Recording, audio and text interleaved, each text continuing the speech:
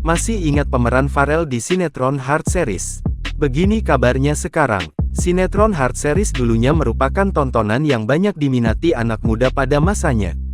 Sinetron yang tayang di TV pada 2007 ini menceritakan tentang persahabatan dan kisah cinta dua remaja dari kecil hingga dewasa.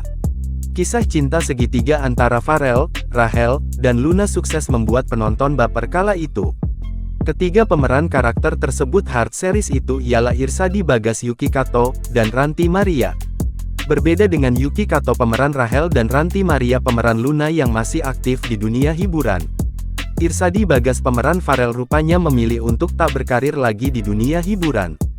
Jarang terdengar lagi, lantas bagaimana kabarnya sekarang? Tak banyak yang media yang memberitakannya. Bagas memang tak lagi eksis di layar kaca. Meninggalkan karir keartisannya, Bagas sempat menempuh pendidikan di Universitas Padjadjaran, Bandung. Irsadi mengumumkan kelulusannya pada Mei tahun 2018 silam. Artis kelahiran Jakarta, tanggal 16 April tahun 1995 ini berprofesi sebagai UX designer. Irsadi diketahui telah menjadi seorang suami. Mantan aktor cilik ini dikabarkan telah menikah dengan wanita bernama Larasati Setianingrum yang merupakan lulusan Universitas Indonesia.